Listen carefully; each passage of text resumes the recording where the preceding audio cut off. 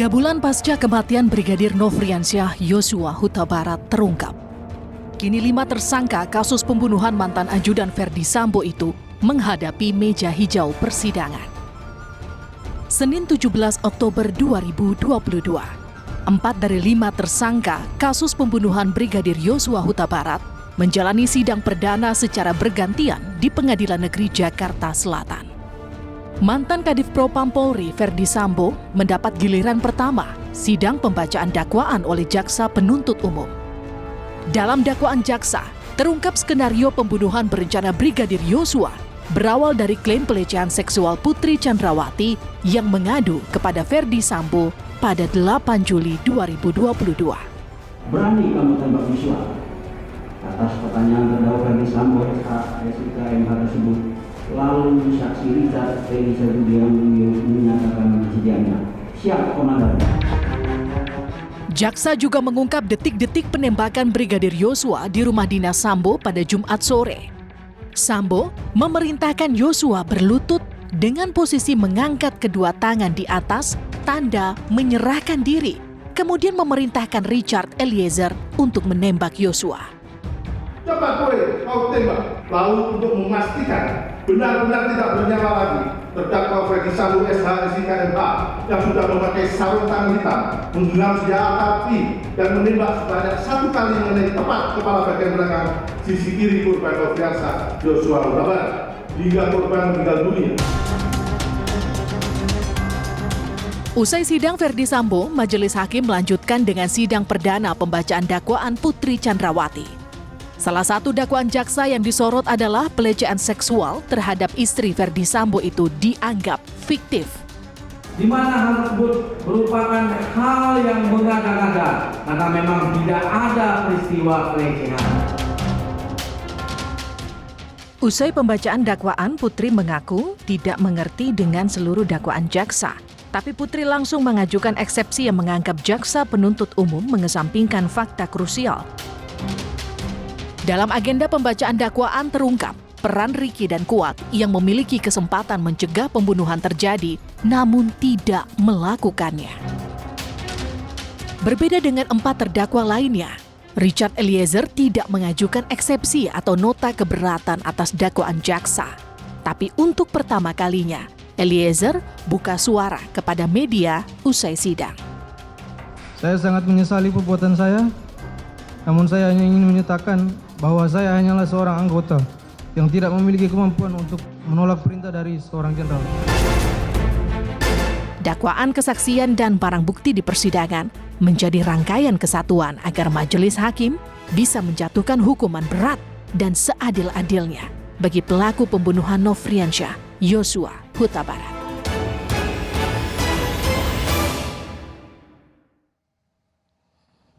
Sudah bersama saya seorang hakim perempuan yang dulu banyak menangani kasus-kasus besar seperti pembunuhan Nasruddin Zulkarnain yang saat itu menyeret nama Ketua KPK Antasari Ashar.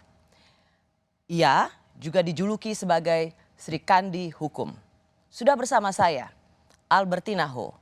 Terima kasih Bu Albertina sudah ada di Rosi. Ya, selamat pagi Mbak Rosi. Bu Albertina, sebagai seorang hakim yang sudah malang melintang lebih dari 20 tahun menangani kasus-kasus besar, mega korupsi, pembunuhan yang juga menyeret nama besar. Bagaimana secara umum, saya yakin, percaya setebal ini pasti sudah dibaca dakwaan jaksa oleh Ibu Albertina. Secara umum dulu, apa tanggapan Ibu Albertina pada dakwaan jaksa ini?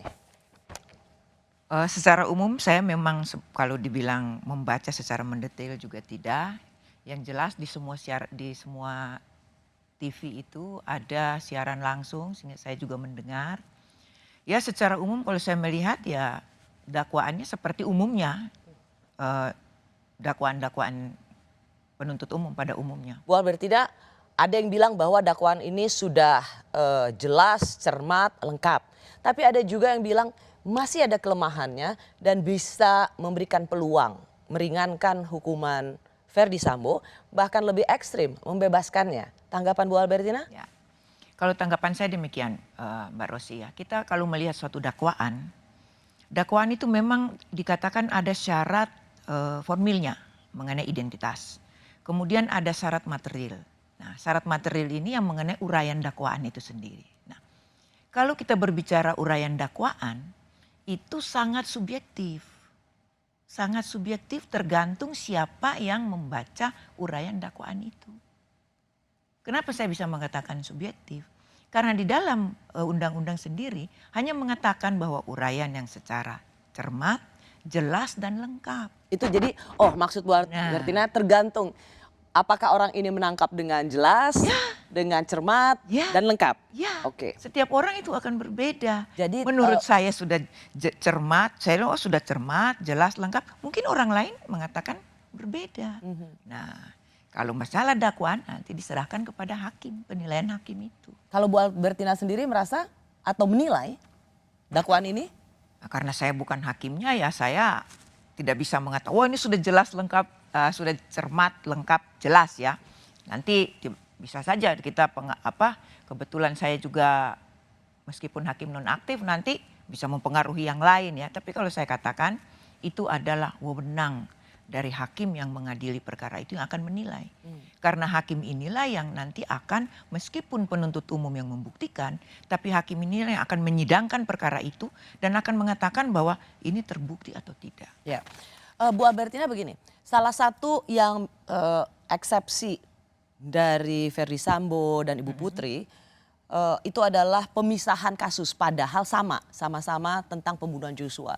Tetapi ini Verdi Sambo, Putri, Kuat Ma'ruf, Ricky Rizal itu disidangkan sendiri. Lalu dibedakan dengan Eliezer. Ya. Dan kemudian itu juga mendapat, itu masuk dalam keberatan atau eksepsi pengacara bahwa pemisahan itu. Ya, kalau saya melihat sebenarnya untuk pemisahan suatu dakwaan ya, pemisahan untuk diajukan persidangan itu sebenarnya adalah kewenangan dari penuntut umum. Dia mau memisahkan jadi berapa itu pun kewenangan dari penuntut umum. Bagaimana strategi penuntut umum untuk melakukan pembuktian di persidangan. Karena Eliezer ini justice collaborator. Nah, kalau saya melihat di dalam kasus ini memang yang lain dipisahkan dari Eliezer. Nah, ini kemungkinan karena dia ini adalah JC sehingga dibuat terpisah. Tapi ujung-ujungnya memang itu dibenarkan oleh KUHAP sendiri. Boleh secara memisah-misahkan itu boleh. Tergantung dari penuntut umum bagaimana strategi yang bersangkutan untuk membuktikan nanti di persidangan. Salah satu juga dalam dakwaan jaksa terhadap Verdi Sambo dalam berkali-kali setebal ini selalu yang dikatakan atau yang diulang ketika terjadi perencanaan dan eksekusi selalu kalimatnya adalah terdakwa Verdi Sambo mempertimbangkan dengan tenang dan matang, mempersiapkan dengan tenang dan matang. Jaksa sering menggunakan terminologi ini, kalimat demi kalimat. Apakah memang penyusunan kalimat seperti ini untuk mendukung pasal 340 yaitu tentang perencanaan pembunuhan? Ya jelas, itu untuk mendukung dakwaan penuntut umum itu sendiri pasal 340 itu. Karena dalam perencanaan kan selalu dikatakan orang bahwa dia harus berpikir dengan tenang, kemudian merencanakan dengan matang. Nah, untuk mendukung pembuktian dia sebenarnya itu. Dan untuk meyakinkan hakim lah dakwaannya itu. Karena pembunuhan berencana membutuhkan persiapan. Ya, jelas. Membutuhkan pertimbangan-pertimbangan. Ya. Membutuhkan waktu. Membutuhkan apalagi biasanya dalam perjalanan karir Ibu Albertina Ho sebagai seorang hakim, perencanaan pembunuhan itu apa saja faktor atau pembuktian yang harus dipenuhi? Sebenarnya kalau pembunuhan berencana itu banyaknya kita lihat itu adalah dia punya waktu yang cukup untuk berpikir. Kemudian dia bisa berpikir dengan tenang. Nah, ini aja dua hal ini yang sebenarnya kita lihat. Nah, kemudian kita berbicara mengenai waktu.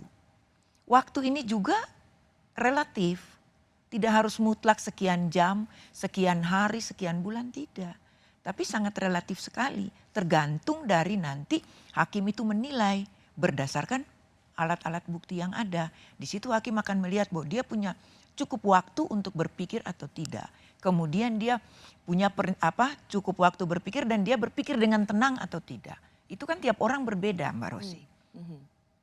Mungkin satu orang itu dia merencanakan cuma cukup 1 jam misalnya, ada memerlukan waktu beberapa hari misalnya. Apa yang membedakan 340 dengan 338? Pembunuhan dengan perencanaan dan pembunuhan biasa. Kalau misalnya dikaitkan dengan punya waktu yang cukup untuk perencanaan Ya. dengan tenang melakukan perencanaan dan eksekusinya. Ya. Apa yang membedakan yang dalam perjalanan karir seorang Ibu Albertina Ho ini menjadi pertimbangan hakim untuk memberikan pemidanaan atau hukuman seberat-beratnya? Ya.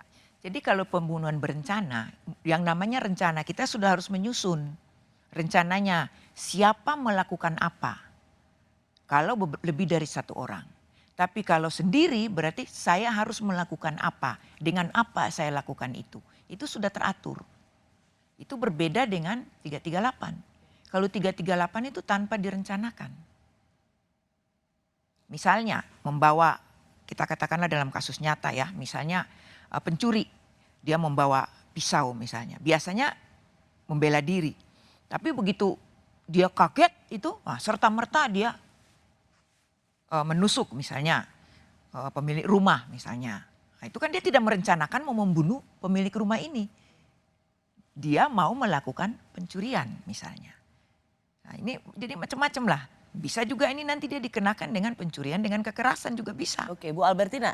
Jadi kalau lokus deliktinya ada di Magelang sebagai bagian dari motif, nanti saya akan ke sana. Ya. Dan kemudian ada perencanaan di Saguling, lalu kemudian eksekusi di Duren 3, apakah itu sudah termasuk menjadi satu rangkaian peristiwa perencanaan pembunuhan? Kalau saya mengatakan bahwa itu sudah termasuk, terlalu naif kalau saya mengatakan demikian. Karena saya tidak menangani perkara itu.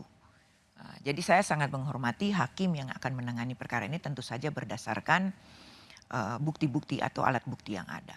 Tapi kalau saya melihat itu bahwa sebenarnya kalau kita melihat dari waktu, itu di dalam dakwaan itu kalau saya dengar dan juga melihat itu mulai dari Jumat dini hari dan berakhir di Jumat sore hari. Nah, nanti di sini hakim akan melihat apakah para terdakwa ini sudah punya waktu yang cukup. Jumat sore hari sampai Senin tanggal 8 Agustus. Kita bicara soal perencanaan. Ya, mulai dari Jumat dini hari apa yang terjadi di Magelang itu. Lalu kemudian ada perencanaan di esok harinya. Ya. Lalu kemudian eksekusinya di hari yang sama, Senin 8 Juli. Nah, jadi kalau saya baca itu ya, kan mulai dari Jumat dini hari, kalau saya nggak salah ingat ini, dia mendapat telepon. PC nangis. Ya. Nah, kemudian mulai itu kan rangkaiannya. Terus sampai dengan terjadinya pembunuhan itu. Nah, kalau pembunuhannya terjadi di hari seperti tadi Mbak Rosi katakan di hari Senin, berarti rangkaian itu mulai dari hari Jumat sampai dengan hari Senin. Karena mulai dari nangis, ini kan sebenarnya sudah ada permulaan ya, peristiwa. Ya. Kalau begitu, ada eksepsi pengacara, kuasa hukum dari Ferdy Sambo dan Putri yang sangat keberatan dengan dakwaan jaksa yang dianggap tidak lengkap dan tidak cermat. Baik. Yaitu tidak menggali lebih jauh tentang apa yang terjadi di Magelang. Betul memang ada disebutkan dalam dakwaan jaksa apa yang terjadi di Magelang. Tapi tidak cukup dalam menggali. Hanya sekedar telepon menangis lalu peristiwa apa yang terjadi sebelumnya. Nah menurut Bu Albertina apakah memang permintaan pengacara Ferdy Sambo dan Putri untuk menggali lebih jauh apa yang terjadi di Magelang itu masuk akal atau memang harus jadi pertimbangan dalam dakwaan? Kalau saya berpikir ya, saya melihat bahwa yang terjadi di Magelang ini sebenarnya apa? Ini kan masih belum jelas juga apa yang terjadi sebenarnya di Magelang. Kalau dikatakan yang terjadi di Magelang itu adalah suatu pelecehan, saya melihat di sini ini suatu tindak pidana yang berbeda dengan tindak pidana yang sekarang didakwakan oleh penuntut umum. Di mana bedanya, Bu? Tindak pidana yang sekarang didakwakan oleh penuntut umum adalah masalah pembunuhan berencana. Sementara kalau di Magelang itu ada pelecehan, ini suatu tindak pidana juga yang tersendiri. Yang nanti kalau kita mau lebih jelasnya ya ada suatu dakwaan tersendiri lagi atau ada suatu perkara tersendiri mengenai pelecehan seksual yang terjadi di Magelang. Oh. Kalau memang ini dianggap ada suatu kejadian pelecehan seksual di Magelang. Oh, apakah ini maksudnya Bu Albertina ingin mengatakan ketika peristiwanya atau peristiwa pembunuhan itu ada di Jakarta, perencanaan di Saguling, di Duren 3, pelecehan seksualnya sebelumnya dibilang di Duren 3 dan itu ternyata kebohongan, dihentikan perkaranya SP3 oleh Polda Metro Jaya, maksud saya di Bareskrim waktu itu, maka apapun yang terjadi di Magelang, copy paste dari kebohongan sebelumnya itu tidak relevan dengan dakwaan jaksa saat ini, pembunuhan Joshua. Ya, kalau saya lihat kalau mau dibilang relevan untuk mau melihat motivasi dan sebagainya itu kita berbicara lain. Tapi kalau kita lihat relevansi dengan tindak pidananya ya, perbuatan pidananya itu sendiri berbeda dakwaannya. Karena yang di sini perencanaan pembunuhan dan pembunuhan, yang satu sisi di sini pelecehan seksual. Kalau memang dikatakan ini ada hubungan tindak pidananya itu tidak ada. Tapi hubungan mungkin kepada motivasi dan lain-lain. Atau latar belakang. Biar saya clearkan lagi soal ini. Jadi ketika pengacara mengatakan harus mendetilkan apa yang terjadi di Magelang. Kita tahu maksudnya bahwa ingin digaungkan telah terjadi pelecehan seksual pada Ibu Putri. Tapi di sini Bu Albertina Ho mengatakan itu dua kasus yang berbeda. Kasus yang berbeda. Jadi kalau memang betul ada pelecehan seksual seperti yang selama ini dijual oleh Sambo CS, digaungkan oleh pengacaranya, maka kalau betul terjadi pelecehan seksual di Magelang, maka itu harus menjadi suatu perkara tersendiri lagi. Kita lihat ya tempusnya, lokusnya berbeda kan, satu di Magelang, satu di Jakarta. Ini lokus juga sudah berbeda. Tempus juga berbeda. Detik-detik pembunuhan Yosua ditentukan dari insiden penembakan. Ada dua versi yang berbeda. Satu versi Sambo yang mengatakan hanya hajar cat dan versi Eliezer. Selengkapnya saya akan tanyakan ini pada Hakim Albertina Ho. Selanjutnya terdakwa Freddy Sambo SH SIKMH yang sudah mengetahui jika menembak dapat merampas nyawa, berteriak dengan suara keras pada saksi Richard Eliezer Pudihang Lumiu dengan mengatakan, "Weh, kau tembak, cepat, cepat weh, kau tembak." Merespon jawaban Nofriansah Yosua Huta Barat yang menantang, secara spontan terdakwa Ferdy Sambo menyampaikan kepada Richard Eliezer, "Hajar cat." Masih bersama saya seorang hakim perempuan yang menangani banyak kasus besar seperti kasus suap pegawai pajak, mafia pajak, Gayus Tambunan. Ia juga dijuluki sebagai Sri Kandi Hukum. Ia sekarang menjadi hakim nonaktif, Albertina Ho. Bu Albertina, kalau saya masuk lagi ke perdebatan atau perbedaan yang cukup fatal. Siapa yang menembak? Kalau dari kesaksian Eliezer adalah ia hanya menembak 3-4 kali. Lalu seperti yang tertulis dalam dakwaan jaksa, Ferdy Sambo lah yang menembak terakhir untuk memastikan korban meninggal. Berbeda dengan Ferdy Sambo yang dibilang hajar cat. Hajar cat bukan berarti menembak. Seberapa mudah hakim meyakini bahwa ya Ferdy Sambo lah selain merencanakan, ia juga menembak paling akhir untuk memastikan korban Yosua tewas atau meninggal. Ya. Sebenarnya kita itu sering ya hanya berpegang kepada saksi. Padahal di dalam KUHP itu ada alat bukti itu ada 5. Jadi bukan hanya kepada saksi atau hanya kepada keterangan terdakwa. Persis Bu Albertina, karena pengacara Sambo mengatakan, ia mengatakan begini, dakwaan jaksa tidak kredibel, ini dalam eksepsinya, karena hanya mengandalkan keterangan satu saksi saja, yaitu dari Eliezer yang faktanya 4 kali mengubah BAP. Jadi kita sering itu berpegang pada keterangan saksi. Hanya keterangan saksi. Makanya dikejar itu saksi. Padahal ada 5 alat bukti yang disediakan di dalam KUHP. Selain saksi, keterangan saksi, keterangan terdakwa yang terakhir disebutkan, di tengah ini masih ada keterangan ahli, masih ada surat dan masih ada petunjuk. Meskipun ini hanya satu keterangan saksi. Yang Tapi menjadi kalau- saksi mahkota atau Ya. justice collaborator. Tapi kalau dia didukung oleh alat bukti lain, keterangan satu istilah yang mengatakan satu orang saksi bukan Bukanlah saksi, saksi. itu tidak berlaku. Keterangan satu saksi dalam hal ini, justice collaborator atau saksi mahkota. Keterangan satu saksi bukanlah saksi, tidak berlaku. Tidak berlaku apabila keterangan saksi ini didukung oleh alat bukti lain. Itu disebutkan juga di dalam KUHP.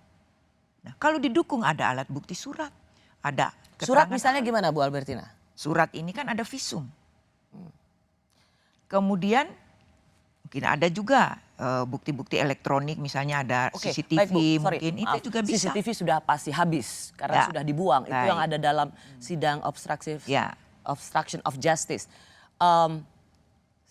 Visum jelas di situ sebutkan mati karena tertembak. Ya. Bagaimana jika 5 tembakan yang ada dalam atau yang mengakibatkan Joshua meninggal itu tidak dapat dideteksi dari berapa peluru yang berbeda?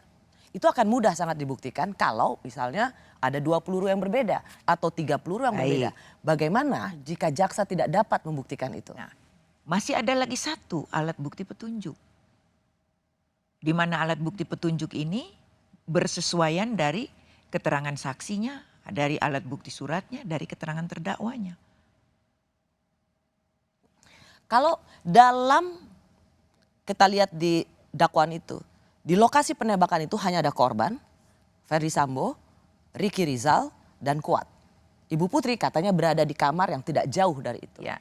Ricky Rizal mengatakan tidak melihat.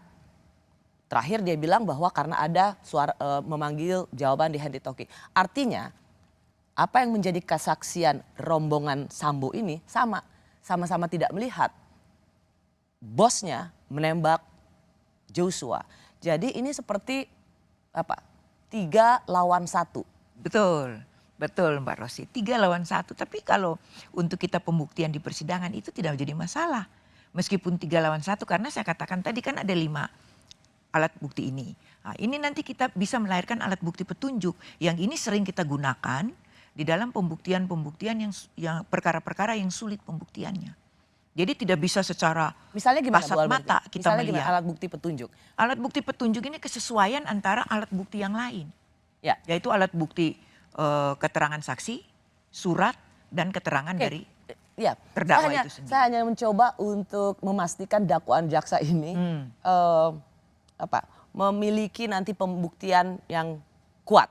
Tetapi faktanya atau kronologinya di sini satu, saya tidak melihat dakwaan jaksa mengatakan mengatakan bahwa hasil visum itu dari berapa jenis peluru yang Baik. berbeda.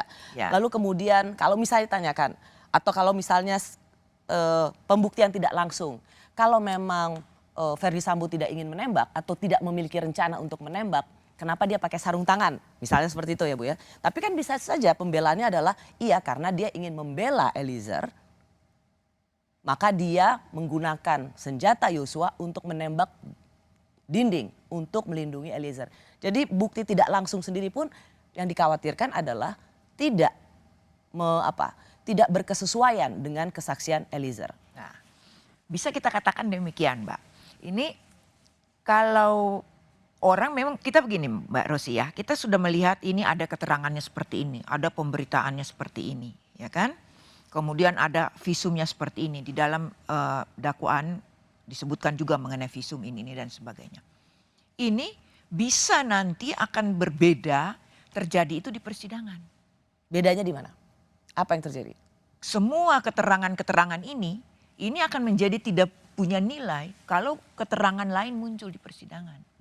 Karena di dalam KUHP itu dikatakan bahwa yang digunakan itu adalah yang ada di persidangan. Betul, ya. Sehingga pada waktu kita dialog nanti di persidangan bertanya dan sebagainya, itu bisa saksi itu tadinya di BAP-nya mengatakan demikian, dia mencapai suatu titik, dia bingung sendiri dengan keterangannya. Karena digali hakim. Ya, karena digali hakim. Kalau kelihatan bahwa keterangan itu sebenarnya tidak beralasan. Meskipun dia mengatakan menuangkan kesaksiannya di BAP seperti Betul. itu, digali oleh hakim, digali oleh jaksa, Ya. dan ternyata tidak berkesesuaian. Tidak berkesuaian. Nah, ini kita akan mengabaikan keterangannya yang tidak benar itu, karena hakim akan menilai di persidangan kan. Dan keterangan yang digunakan adalah yang di persidangan itu. Makanya kadang-kadang orang itu atau masyarakat publik kadang-kadang itu sebelum disidangkan sudah seolah-olah menjatuhkan putusan dalam tanda petik ya. Padahal ini bisa berbalik di dalam persidangan.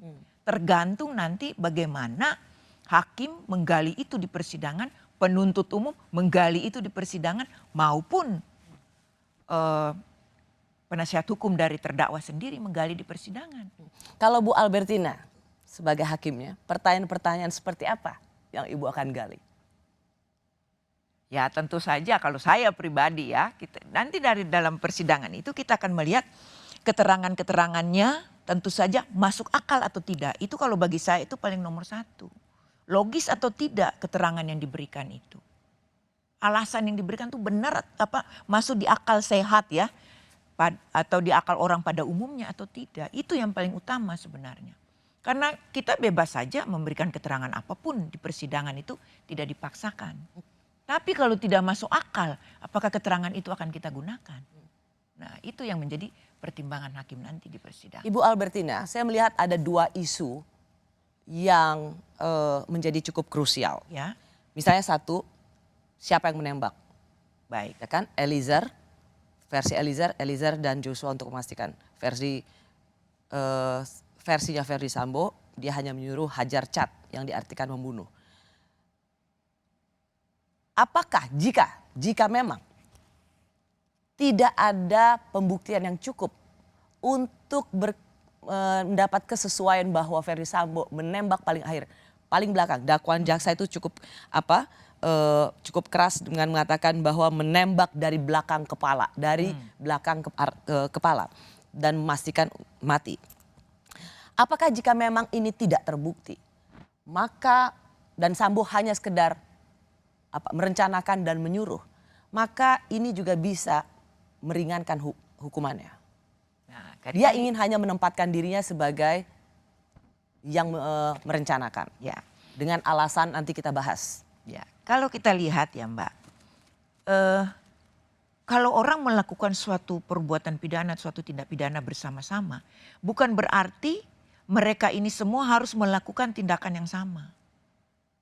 Itu berbeda, apalagi di dalam pembunuhan berencana. Kalau di dalam pembunuhan berencana kan sudah direncanakan. Kalau orang melakukan bersama-sama itu siapa melakukan apa sesuai dengan peran yang direncanakan. Sehingga bisa saja saya tidak melakukan apa-apa, tapi saya bagian perintah saja, bisa.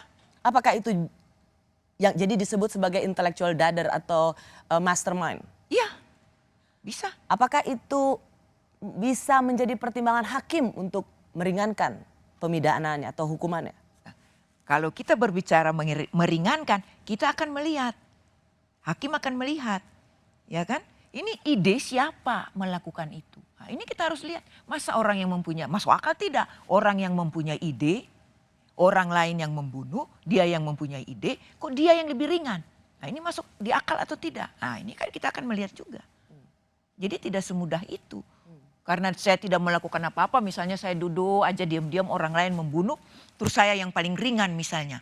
Nah ini kalau bagi saya itu tidak masuk akal juga, kita akan melihat juga. Masuk akal tidak itu? Nah. Jadi siapapun yang merencanakan, menyuruh, menyiapkan peluru, meskipun dia berdalih tidak menembak, maka itu tidak melepaskan dia dari hukuman berat, seberat-beratnya. Itu tidak menjadi alasan kalau dia tidak melakukan sesuatu untuk melepaskan dia dari tanggung jawab itu. Karena Bu Albertina dalam perjalanan karir Anda selalu memberikan dinilai tegas dalam kasus-kasus besar. Tidak mungkin orang merencanakan, menyuruh dan kemudian berdalih tidak menembak. itu kemudian bisa membebaskan dia atau paling tidak meringankan hukumannya? Kalau bagi saya itu tidak mungkin. Karena begini Mbak Rosi ya, kalau tadi Mbak Rosi katakan dia menyuruh melakukan. Bahkan kalau di dalam teori, di dalam hukum pidana itu, orang yang menyuruh melakukan, itu orang yang melakukan itu sebenarnya tidak dipidana. Justru yang menyuruh melakukan itu yang dipidana. Nah, tapi untuk orang yang melakukan itu tidak dipidana, kita juga harus melihat dia melakukan itu dengan keadaan apa, kan begitu. Jadi kalau dengan teori seperti ini, ya dengan hukum pidana mengatur seperti ini, berarti kan otaknya ini tidak mungkin kan tidak dihukum. Ya. Nah itu. Apapun alasannya. Apapun alasannya, ini otak. Dan ide ini muncul dari siapa? Nah ini juga akan digali hakim di persidangan. Jadi jangan dipikir dengan melepaskan tanggung jawab, bukan saya yang tembak, hanya menyuruh hajar, tapi toh ada orang yang mati tewas tertembak, sudah ada rangkaian peristiwa hukumnya, ada perencanaan, mempersiapkan, menanyakan berani tembak atau tidak, maka sudah dengan sangat jelas siapa otak dari. Nah, jadi kita harus lihat latar belakang perencanaan ini ya, tidak terus perencanaan ini latar belakangnya kita merencanakan misalnya ya, merencanakan untuk menghajar orang itu. Nah kita lihat menghajarnya, kita dalam melakukan perencanaan ini, alat apa yang kita gunakan untuk menghajar. Ini juga harus kita lihat, hakim juga harus melihat kan. Meskipun terdakwa bilang hajar cat, tapi yang dipersiapkan peluru. Nah ini kan tanda tanya juga kan. Masyarakat juga saya pikir umum publik pasti bertanya, menghajar kok menyediakannya peluru, menghajar kok menyediakan senjata. Nah ini kan yang nanti akan kita lihat di persidangan kan, akan dibuktikan di persidangan. Bu Albertina Ho, ada satu lagi tema yang juga selalu dijual oleh Ferdy Sambo dan kuasanya, yaitu soal pelecehan seksual. Sebenarnya sebagai perempuan, kita harus membela korban. Dan kesangsian kita pada perempuan yang menjadi korban pelecehan seksual itu membuat dia 2 kali menjadi korban. Tapi dalam kasus ini yang menjadi concern kita mengapa kita tidak membela korban atau belum yakin pada korban adalah terlalu banyak kebohongan yang dijadikan yang dikemukakan. Dan matinya seorang ajudan. Saya membutuhkan perspektif hakim perempuan. Bagaimana ada kasus pembunuhan yang kemudian yang dijual adalah motif pelecehan seksual. Sekitar pukul 18 tepatnya setelah Riki Rizal Wibowo dan Richard Eliezer Budi Hanglumiu berangkat ke SMA Taruna Nusantara, saksi Putri Chandrawati yang sedang tidur di kamarnya terbangun mendengar pintu kaca kamar miliknya terbuka dan mendapati Nofriansah Yosua Huta Barat telah berada di kamar. Tanpa mengucapkan kata apapun, Nofriansah Yosua Huta Barat membuka secara paksa pakaian yang dikenakan oleh saksi Putri Chandrawati dan melakukan kekerasan seksual terhadap saksi Putri Chandrawati. Bahwa dikarenakan keadaan saksi Putri Chandrawati yang sedang sakit kepala dan tidak enak badan, serta kedua tangannya dipegang oleh Nofriansah Yosua Huta Barat, saksi Putri Chandrawati secara tidak berdaya hanya dapat menangis ketakutan dan dengan tenaga lemah berusaha memberontak. Bahwa tiba-tiba terdengar seorang yang hendak naik ke lantai 2 rumah Magelang, Nofriansah Yosua Huta Barat panik dan memakaikan pakaian saksi Putri Chandrawati yang sebelumnya dilepas secara paksa oleh Nofriansah Yosua Huta Barat sambil berkata, "Tolong Bu, tolong Bu." Lalu Nofriansah Yosua Huta Barat menutup pintu kayu berwarna putih dan memaksa saksi Putri Chandrawati untuk berdiri agar dapat menghalangi orang yang akan naik ke lantai 2 rumah Magelang. Namun saksi Putri Chandrawati menolaknya dengan cara berusaha menahan badannya. Kemudian Nofriansah Yosua Huta Barat membanting tubuh saksi Putri Chandrawati ke kasur dan kemudian kembali memaksa saksi Putri Chandrawati untuk berdiri sambil mengancam. Awas kalau kamu bilang sama Ferdi Sambo, saya tembak kamu, Ferdi Sambo, dan anak-anak kamu. Sudah bersama saya hakim perempuan yang banyak menangani kasus-kasus besar seperti pembunuhan Nazruddin Zulkarnain yang saat itu menyeret Ketua KPK Antasari Azhar. Ia juga dijuluki sebagai Sri Kandi Hukum, Albertina Ho. Ibu Albertina tadi sudah dengar.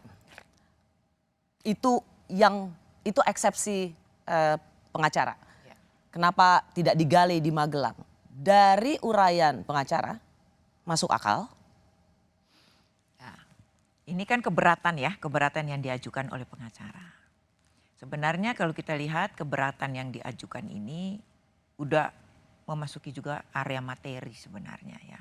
Mau mengarah kepada latar belakang terjadinya. Motif ya, terjadinya tindak pidana ini.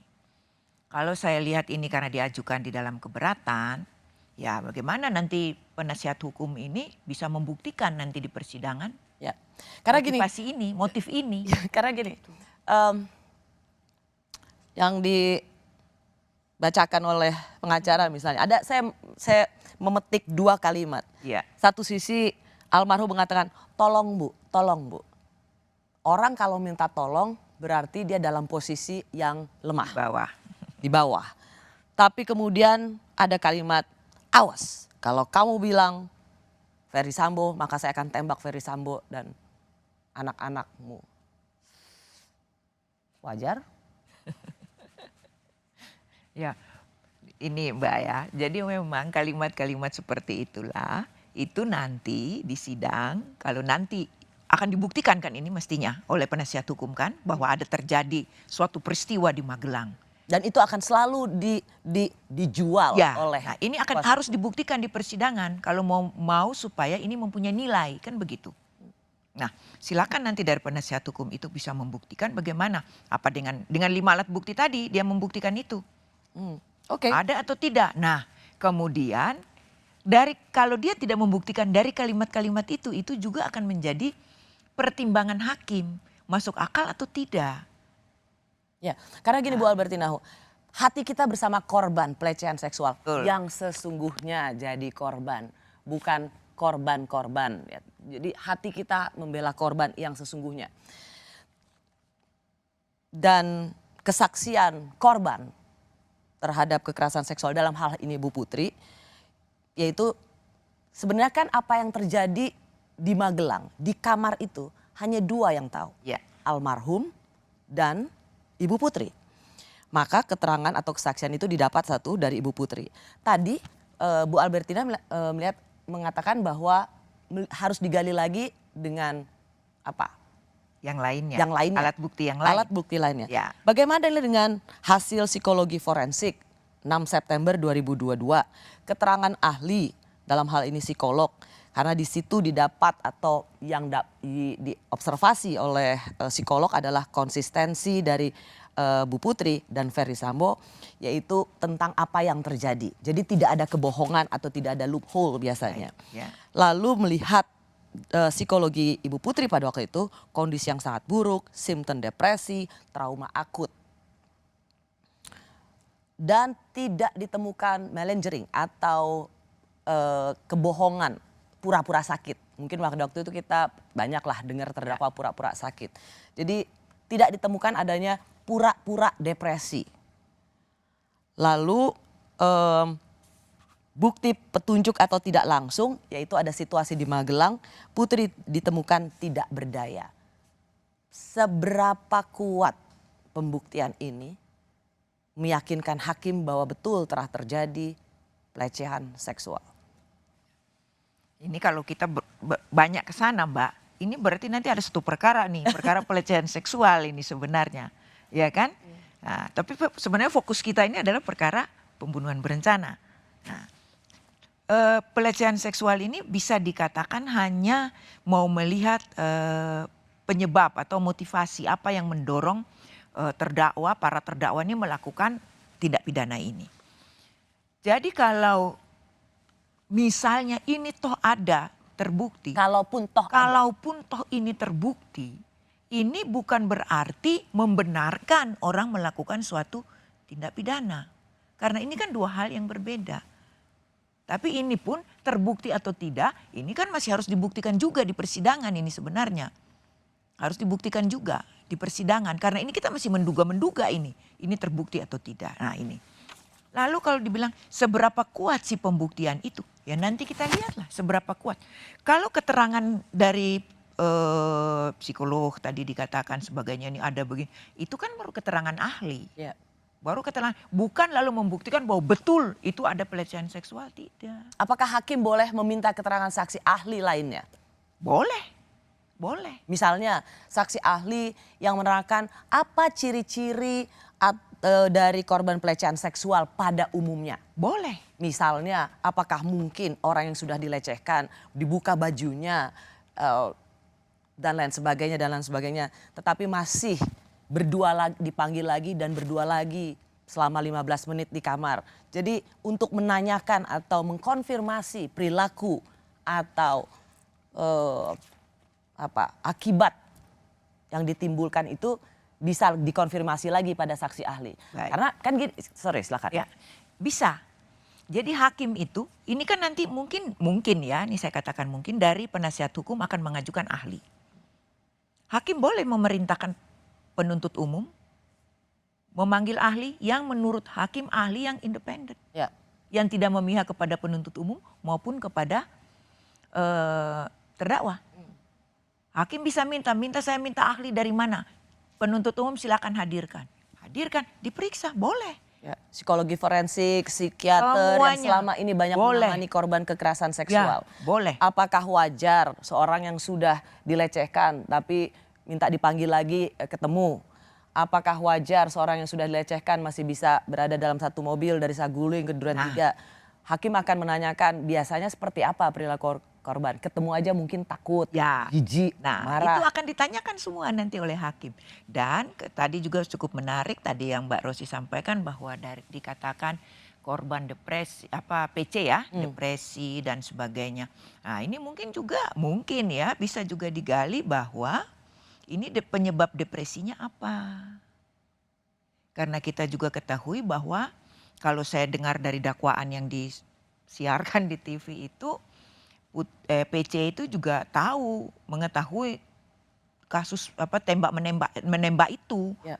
Mendengar, paling tidak minimal mendengar. Ya. Apakah dia depresi karena mendengar itu atau depresi karena pelecehan seksual?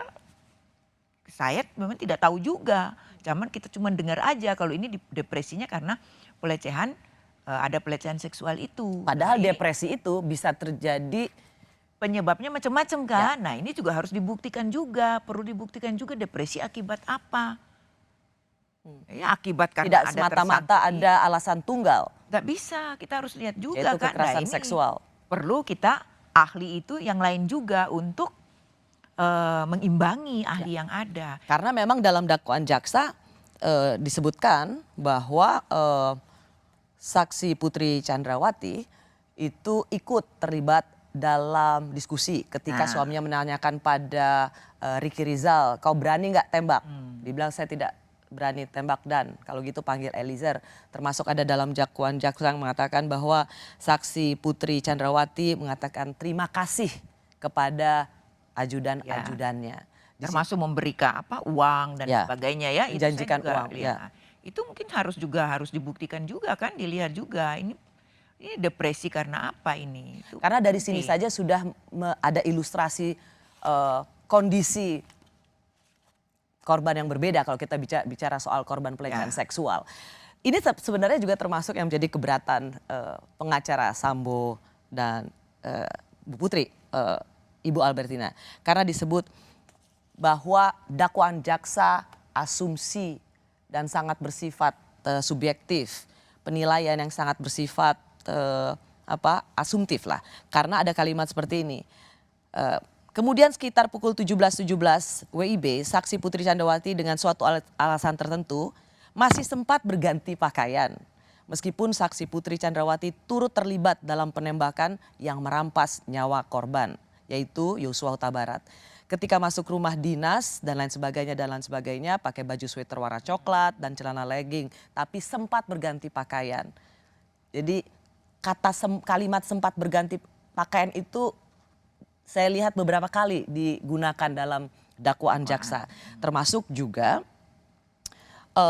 disebut acuh tak acuh meninggalkan lokasi pembunuhan. Jadi ada soal ganti pakaian sama meninggalkan acuh tak acuh digunakan dalam kalimat-kalimat dakwaan jaksa. Apa pentingnya ini? Yang jelas, Mbak, jaksa itu membuat suatu dakwaan. Dia harus membuat suatu cerita yang justru mesti meyakinkan. Karena begini, hakim itu selain terpenuhi alat bukti, minimal 2 alat bukti untuk menyatakan suatu perbuatan atau suatu tindak pidana itu terjadi. Dan dia baru bisa menjatuhkan hukuman juga harus ditambah dengan keyakinan hakim. Ya. Oke Bu, tapi karena maksud saya dia harus, dakwaan itu harus menguatkan, ya. Meyakinkan begitu loh. Jadi dia memang itulah tugas jaksa untuk mengilustrasikan sesuai fakta demi fakta, peristiwa demi peristiwa untuk membantah ya apa yang menjadi pembelaan terdakwa. Karena di sini kan yang ingin diilustrasikan atau diceritakan atau dakwakan atau dilukiskan oleh jaksa bahwa baik-baik aja tuh Bu Putri waktu pembunuhan gitu kan. Justru itu dia mau meyakinkan hakim bahwa sebenarnya orang ini tidak ada masalah. Nah, kira-kira begitulah. Sebenarnya tidak ada masalah. Nah, tapi sebaliknya ini dari sisi terdakwa pasti menganggap justru ini memberatkan kan? Memberatkan terdakwa. Jadi dia juga harus membuat suatu keberatan atau nanti pembelaan untuk melukiskan bahwa dia itu sebenarnya bermasalah dengan kejadian itu. Antara lain dengan tadi mengatakan bahwa ada keterangan dari psikolog bahwa dia itu depresi karena ada pelecehan seksual. Jadi depresinya dia itu di sini. Nah, tapi sebaliknya nanti penuntut umum juga akan membuktikan dia akan dia depresinya karena ini misalnya. Itu nanti saling mengajukan alat bukti itu Mbak untuk menguatkan pendapat masing-masing. Ya karena buat saya cukup menarik ya. Sampai dakwaan jaksa tuh harus beberapa kali mengatakan ganti baju. Betul. Di lokasi pembunuhan ganti baju. Apa yang mau ditunjukin jaksa? Ya itu meyakinkan bahwa dia baik-baik saja. Dan dia tidak ada masalah dengan peristiwa itu. Atau ada sesuatu yang terjadi dengan baju yang dipakai sebelumnya. Itu bisa saja kita menduga ada sesuatu yang terjadi dengan baju yang dipakai sebelumnya. Tapi kita mungkin akan melihat lagi bahwa dikatakan pada waktu peristiwa itu terjadi yang bersangkutan di dalam kamar katanya. Itu dakwaannya mengatakan demikian kan ya. Yang tidak jauh. Yang tidak jauh. Tapi jadi tidak melihat, tidak tahu. Nah, apakah setelah itu, setelah terjadi pembunuhan yang bersangkutan keluar sempat melihat kemudian masuk lalu mengganti pakaian, nah itu tidak terungkap di dalam dakwaan. Nah itu. Ini mungkin kelihatan sepele tapi cukup kalau saya menjadi tanda tanya kan ya. Sempat-sempatnya ya lagi ada pembunuhannya 5 tembakan dan dar-dar sempat-sempatnya ganti baju ya. Ya mungkin di situ orang akan berpikir apakah di baju itu ada mungkin percikan darah atau ada bekas-bekas apa, kan bisa begitu terjadi sehingga dia tuh berganti baju atau tidak. Dia memilih berganti baju, mungkin orang akan menduga ke sana kan. Nah tapi kalau kita lihat dari dalam dakwaan penuntut umum itu sendiri tidak tercermin bahwa dia sempat keluar kemudian dia masuk berganti pakaian, itu tidak disebutkan. Kemudian waktu kejadian dia juga tidak di luar, dia di kamar yang tempatnya itu berdekatan. Cuman kalau di kamar dipisahkan kita juga berpikir apa bisa bekas-bekas itu sampai ke dalam kamar, nah itu juga masih tanda tanya. Apakah seorang korban juga bisa menjadi otak atau mastermind dari pembunuhan berencana dan ia seorang perempuan? Saya bersama seorang hakim perempuan yang banyak menangani kasus-kasus besar seperti tadi saya katakan soal mafia pajak, Gayus Tambunan, dan juga pembunuhan. Ia juga sedikit saya memberikan ilustrasi. Hakim perempuan ini pernah memberikan hukuman berat pada seorang pelaku kekerasan seksual, pelecehan seksual pada seorang PSK. Meskipun waktu itu anggota majelis hakim yang lain mengatakan tidak usah dihukum berat pelakunya karena toh ini PSK. Seolah PSK boleh diperkosa. Ia memberikan hukuman berat pada pelaku pemerkosaan itu. Sebaliknya, hakim perempuan ini juga pernah menghukum berat seorang perencana pembunuhan. Meskipun dia tidak membunuh, tapi ia menyuruh seorang pria untuk melakukan pembunuhan. Otak pelaku pembunuhan itu atau otak perencanaan pembunuhan itu adalah seorang perempuan.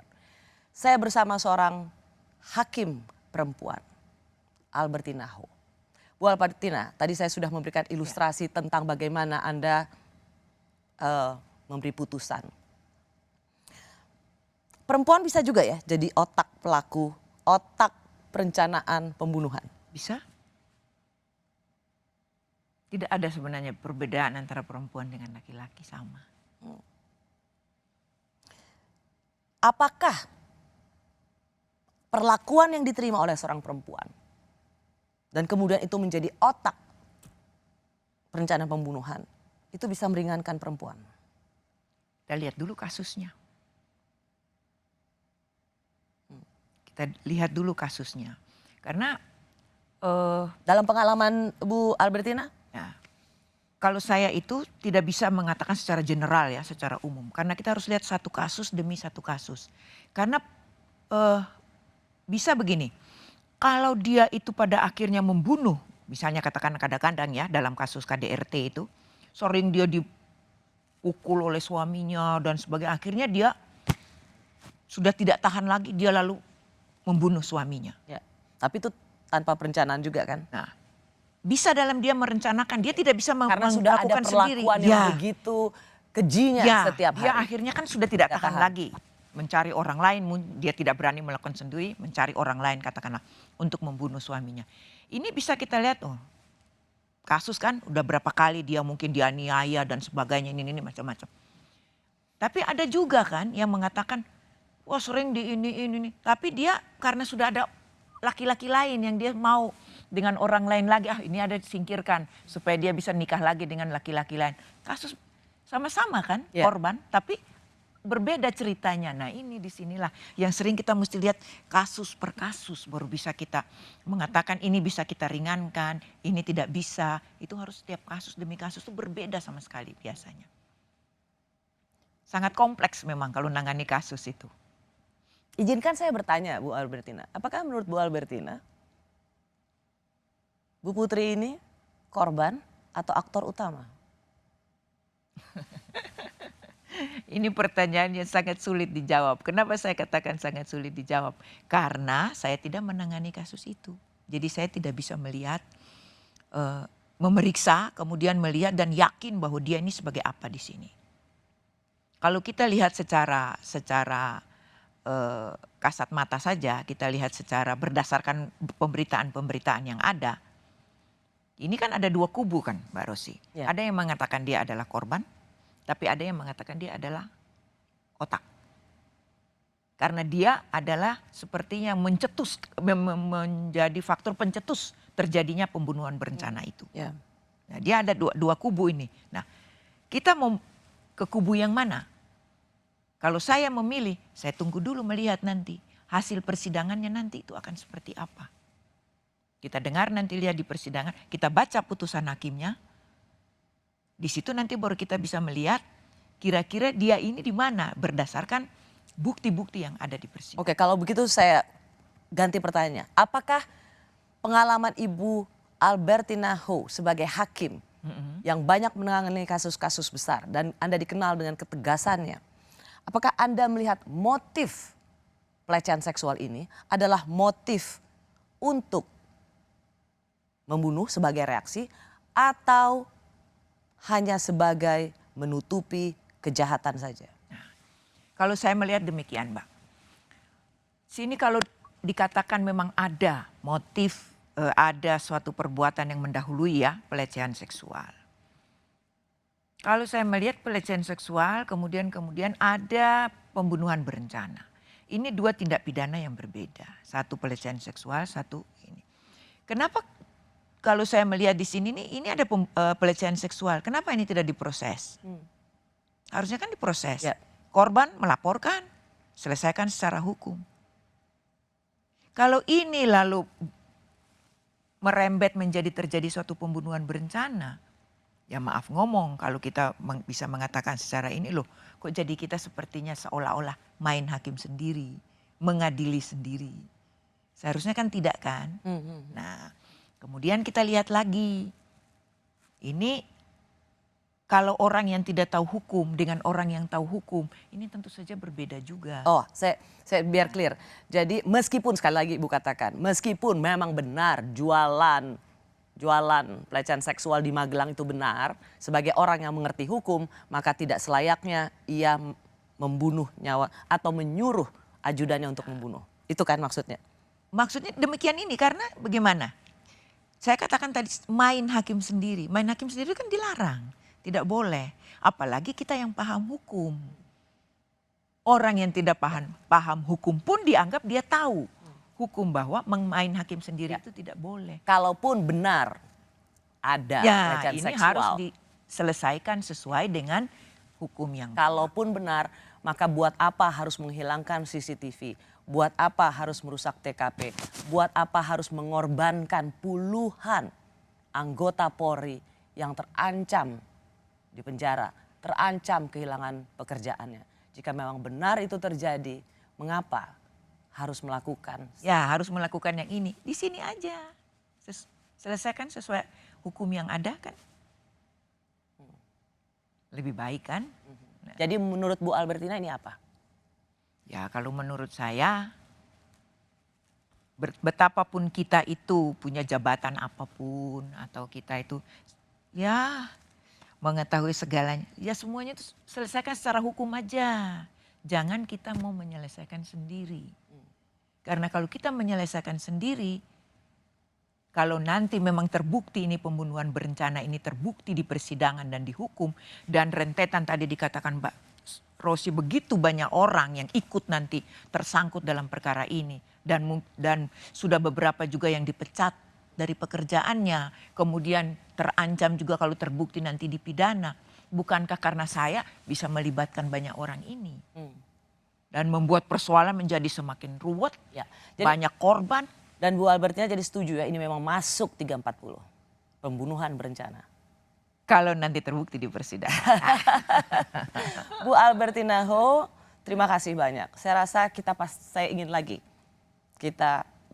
saya mewawancarai Ibu dalam perspektif yang berbeda. Terima kasih Ibu Albertina. Sama-sama Mbak Rosi. Terima kasih Anda sudah menyaksikan Rosi. Saya Rosyana Silalahi, tetaplah di Kompas TV, independen, terpercaya. Selamat malam.